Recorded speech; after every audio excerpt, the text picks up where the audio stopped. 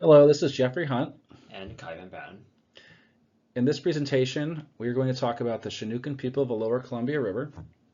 We will also be discussing the cultural heritage and archaeological discoveries from the Meier and Cathlapotle sites.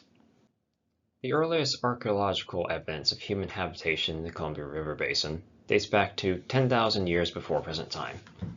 These early groups lived by fishing, hunting large mammals, and gathering plant foods. These aforementioned groups would eventually become the Chinookan. On this slide, we'll discuss the geography of the region and the importance of the Columbia River system. As you can see in this picture, the Columbia River is fed by many smaller rivers, creating an extensive network. Along this system are wetlands. Now we discuss flora and fauna. One of the most important plants was wapato. This was a vital first food for the Chinookan people. This nutritious bulb once thrived along the river and in the wetlands. Of the previously mentioned food sources, it was salmon that provided the Chinookan people's greatest lifeway. The sheer surplus gained from harvesting the Columbian River's great salmon runs allowed cultural development without a focus on agriculture, or social organization beyond the chieftain level. Much of this development was also based around salmon, which was dried to eat later or exported as a trade good, and with the runs themselves holding great spiritual significance. One's first salmon run was greatly important to both the individual and the community. Now, in order to harness this abundant resource, the Chinook used these big adaptable nets, able to harvest fish at all depths in a variety of environments, such as rivers, reefs, and lakes.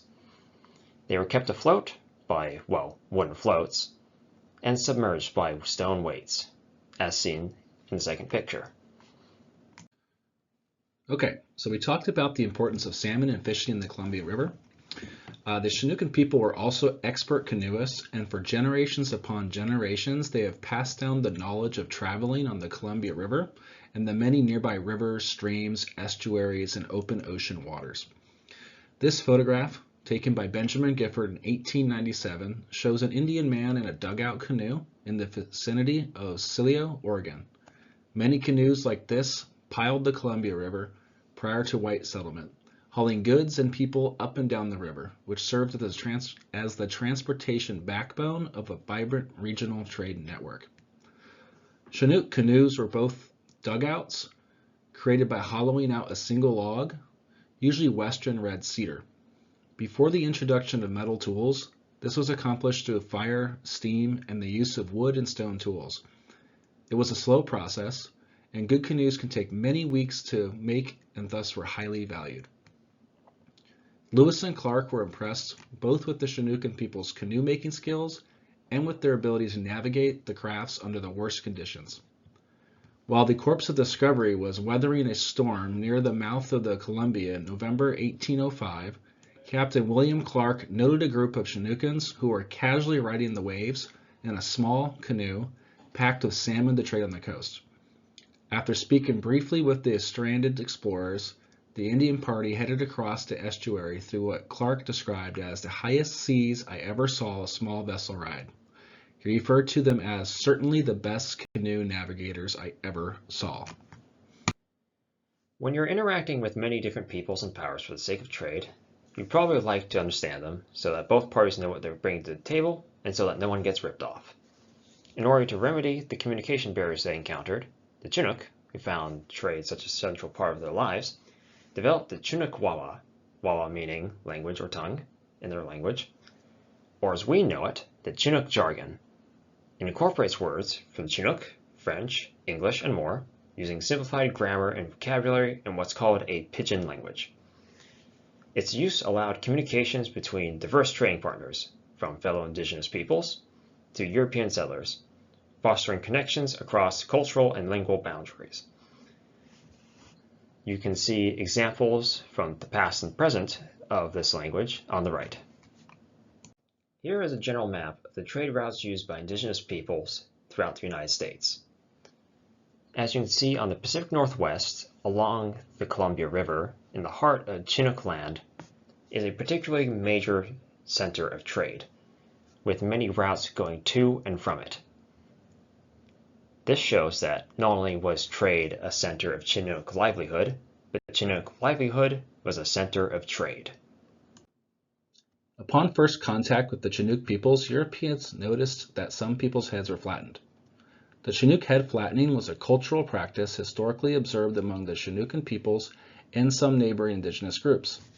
This practice is often referred to as artificial cranial deformation and was a marker of social status and beauty within their society. Among Chinookan tribes, head flattening often indicated nobility or an elite lineage. The practice helped reinforce a sense of cultural identity and differentiation from neighboring groups who did not practice head flattening.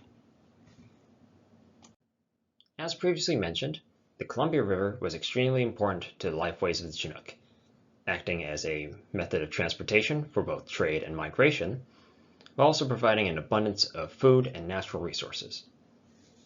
For these reasons, villages sprung up all along the river, either year-round or temporary, leaving behind many recognized and studied sites. We will be discussing two of these sites, Site 45C01, the Cathlapotle site, and Site 35C05, the Meier site. The Cathlapotle site is located at what is now the Ridgefield National Wildlife Refuge. The refuge borders the Columbia River and is located west of the city of Ridgefield, Washington.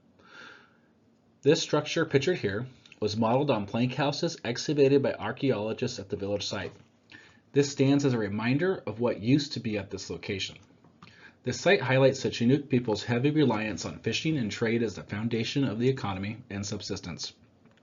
Its strategic location near the Columbia River positioned it at the crossroads of coastal and interior trade networks, facilitating extensive exchanges. Numerous artifacts, including arrowhead points used as tips for arrows or spears in hunting, illustrate the importance of hunting practices. Other artifacts found in large quantities include scrapers for processing hides, decorative beads, hammers, hide scrapers for clothing production, and essential fishing items like net weights, harpoon components, and baked shoto, which is used as net weights. The extensive hide tools suggest fur trading was also important. The most distinctive feature of the plank houses was the presence of subfloor storage areas. The largest cellar found was about 3,500 cubic feet. This is probably also one of the largest towns in the area, with a population of around 700 to 800 people. This large storage suggests extensive trade took place in this village.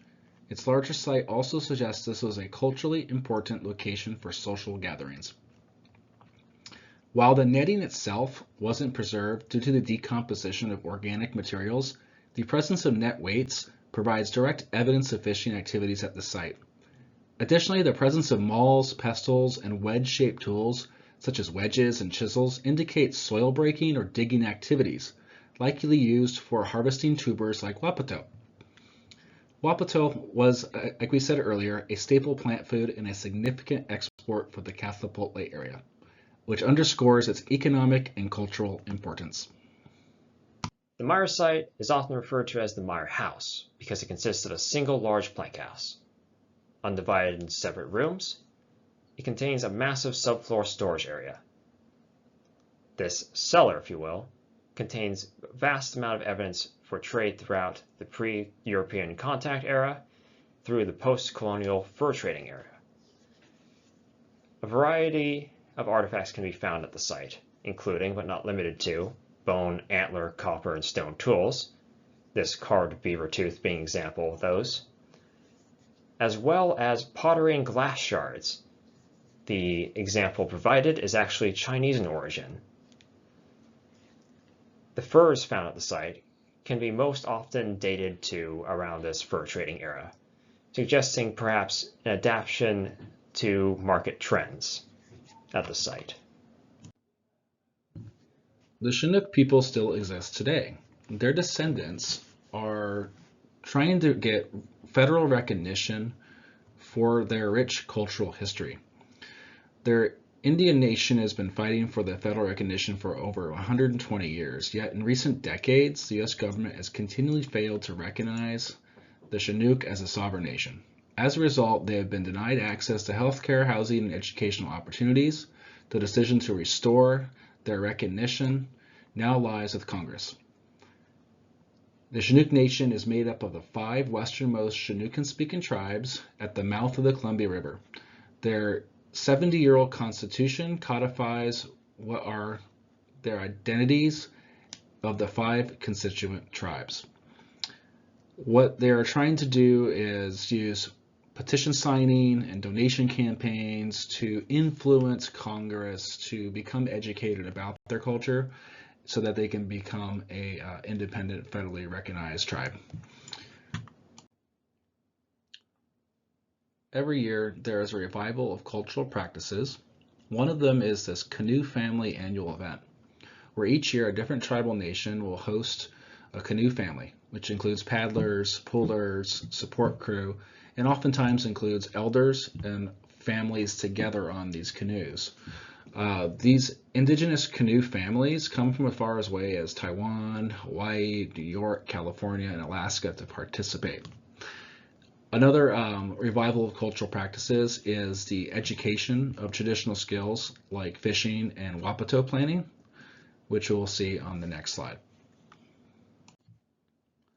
As part of their efforts to educate their children and to recognize the importance of the wetlands, the Chinookan Peoples are working with the U.S. Fish and Wildlife Services to restore some of the wetlands.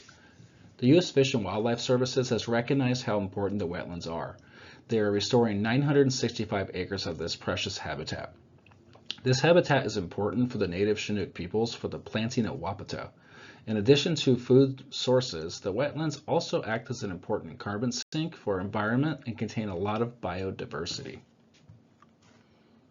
In short, Columbia River enabled the Chinookan peoples to develop as a complex society, as shown by the geographical, ecological, and archaeological findings. The civilization it raised thrived off of the exploitation and trade of its natural resources, the resilience and adaptation shown being core principles in their descendants. The landscape of the banks have changed a lot in this modern day. Much of the wetlands of old have been paved over by urban development. And yet, the 2.5 million people who live along the river are still dependent on its lifeblood for their survival and persistence. Thus, it is still important to preserve its natural wealth and abundance. Thank you for your time.